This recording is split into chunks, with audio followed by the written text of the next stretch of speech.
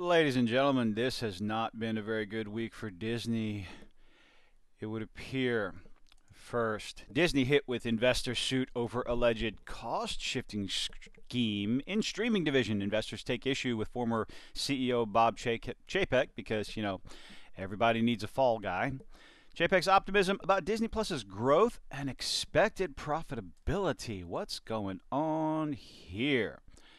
Disney's lofty subscriber growth and profitability targets for its streaming services have drawn a lawsuit from investors. You don't want to piss off your investors. If you try to screw them over, they will return the favor tenfold. Suit filed May 12th in California federal court accuses Disney of engaging in a fraudulent scheme designed to hide Disney Plus cost and make forecasts that it would be profitable by 2024 believable. However, over the past 2 quarters, I believe they've lost over 6 million subscribers and hundreds of millions of dollars. Oopsie doopsie. Shifting, let's see. It takes aim at ousted CEO Bob Chapek's alleged cost shifting scheme. Yes, they're paying themselves to first air certain shows meant to be Disney Plus originals on legacy TV networks. Oh my goodness. To conceal the platform suffering deceleration, subscriber growth, losses, and cost overruns. So that's the first little bit of news. What happened after that? Disney will remove over 50 shows from Disney Plus and Hulu this month. Oh, look at that. That's Willow. I believe there was a report not that long ago that said, oh, Willow's doing just fine. The show hasn't been out for a year, and it's being pulled from a streaming service, among other shows. How bad does a show have to be? I mean, this was something that happened with Batgirl movie. Warner Brothers decided to shelve it, delete it, destroy it, and write it off as a loss. How bad did it have to be? How bad are these streaming shows doing that they simply pull them off the streaming service? Turner Hooch, that's an old one, but Willow, my goodness. If it was so good and so many people were enjoying it, why would they pull it off the streaming service to free up bandwidth and to free up server space? But all that has led to something that is not really all that much of a surprise. Galactic Star Cruiser. Galactic? Star Wars Galactic Star Cruiser Hotel closes. Walt Disney World Hotel and Experience will take its final voyage in September, having only been around by September a year and a half. So many people. $5,000? I heard it was $6,000 for a family of 4 for a 48-hour experience. I've seen a few videos and a few people and lots and lots of shills talking about how just fantastic this is and how great this is. If that is true, if this is doing so well, if Star Wars is just so good and so great and so fantastic, why is it failing over and over again? You can talk about how much the Disney trilogy made, billions of dollars. Force Awakens made $2 billion. I don't know. That was an unfortunate pause. My brain's not working. How is everybody doing? Disney's venture into the immersive, very expensive Star Wars experience is ending. This article from the Washington Post. The company said that its Star Wars Galactic Star Cruiser Hotel at Walt Disney World in Florida, which cost nearly $5,000 per couple for a 2-night stay, 48 hours, will take its final voyage on September 28th. What a shame. I heard it was doing so well. This is a little bit of schadenfreude from me towards Disney, but you know what? The garbage that they've been putting out, the poorly written, poorly acted, barely 1 gem out of 10. Good. You get what you deserve. Employees were notified of the decision Thursday afternoon. Before that, the website showed availability. My goodness, they just kind of dropped the ball on everybody with this one. Disney is contacting guests who have trips on the book after the scheduling closes and will give them priority to switch to an earlier spot. How about a refund for the people that would like it? This is not something you can just do on a whim, not for that cost. Here's a quote. Star Wars Galactic Star Cruiser is one of our most creative projects, which means it's one of your most creative failures ever, and has been praised by our guests. It's also been ridiculed by some. Why don't you mention that? Oh, you're trying to cover things up. Oops. Praised by our guests and recognized for setting a new bar for innovation and immersive entertainment. The idea behind the Galactic Star Cruiser is you pay exorbitant amounts of money just to go on the vacation, an overpriced theme shop, gift shop, and then you're put on a schedule. Now, I understand there are a lot of people who would enjoy that to be part of the Star Wars experience, but how often can you really go? Are the stories changed? Are the actors changed? How badly do you have to follow the schedule in order to get your money's worth? You're ushered over here, you do jobs, you solve mysteries, just little puzzles and whatnot. That doesn't sound like a very good vacation. I think Disney dropped the ball with this one, especially since it was the theme of the Disney Star Wars trilogy. There's no original trilogy involved in it. There's no prequel trilogy. At least with the original trilogy, that's one thing all the fans truly loved. Daisy Ridley, Kylo Ren, no.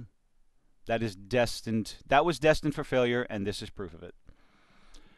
Former CEO Bob Chapek, because he's the scapegoat, throw him under the bus, announced the project in 2017 when he was the chairman of the theme park division. Yeah, but it was Kathleen Kennedy's baby. It was her responsibility. This is her fault, not Bob Chapek's. Sorry. Promising a revolutionary experience that would let Star Wars fans dress up, participate in adventures, and immerse themselves in constant role-playing. This kind of stuff gets old very quickly. It's unlike anything that exists today, he said. You made a theme park that was catered towards more niche, not exclusive, but more niche Star Wars fans, the ones that genuinely want to experience it. Some people, if you would have been more general, more free-form, less scripted, you probably would have gotten more people and a little, less expensive. It's unlike anything that exists today, he said. The attraction, which some compare more to a cruise than a hotel, nothing wrong with that, opened in March 2022, so a year and a half, and it is being shut down.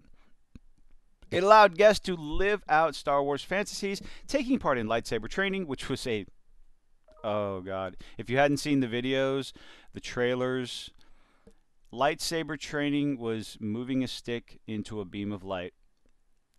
The Vader Immortal PlayStation VR did a better job of this. Lightsaber training or droid racing competitions. Lessons in Sabacc, an in-universe card game, were available, and story moments provided choose your own adventure action. Oh, the transport shuttle. The stay also included a, quote, transport shuttle to the Star Wars section of Disney's Hollywood Studios and its 2 rides and themed meals. I've heard a lot of people complain about the whole transport shuttle thing and what it looks like on the outside. It doesn't matter what the shuttle looks like on the outside. It's what the inside looks like because it's supposed to be immersive. Oh, there's no windows. It's a big white van. So what? It doesn't matter what it looks like on the outside because you're not going to see what it looks like on the outside. If done properly, you would go through a door into the van or shuttle or whatever you want to call it, and the entire interior, just like the interior of the starship, the Star Cruiser, puts you in the Star Wars universe. As long as they stick with that, I think that would be fun. Unfortunately, too expensive, too structured, too niche. Tweet here from Nate Kuster. Incredibly disappointed the Star Wars Galactic Star Cruiser is shutting down. It was an amazing experience I got to enjoy with 2 of my longtime friends who are fellow Star Wars fans. Disappointed the price point was so high. Yes, hey, somebody else talking about the price point being so high. And that I won't get to take my family someday. It is such a shame. The article goes on. Disney touted some of its innovations with the project, including creating a real lightsaber.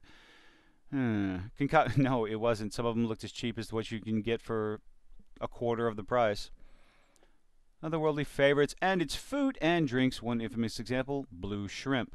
And merging real life and digital entertainment to craft a unique story for each guest. But what's the replay value?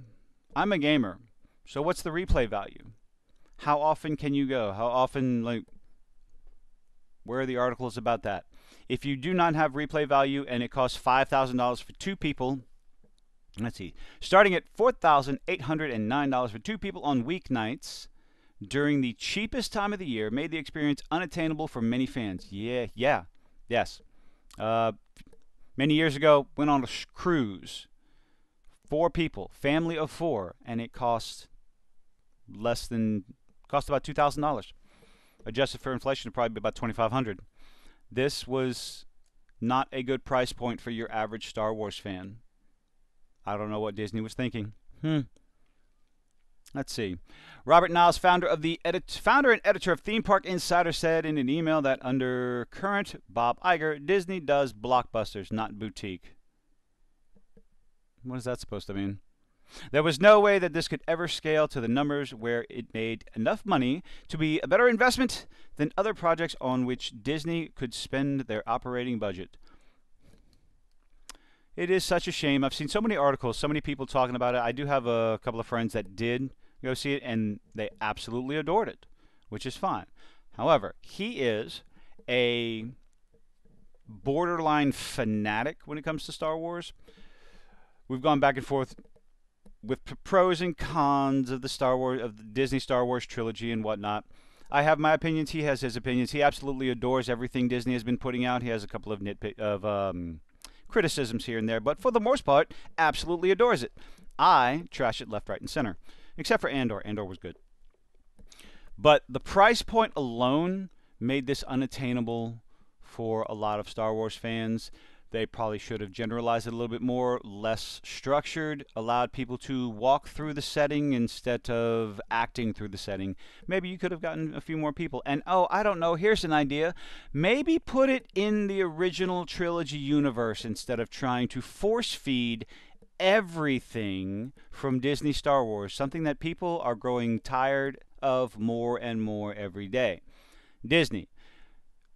You bought the golden goose and you decided to cook it for Thanksgiving dinner. But let me know what you think in the comments. Leave a like, leave a dislike. Thank you for making it this far. Have a good one.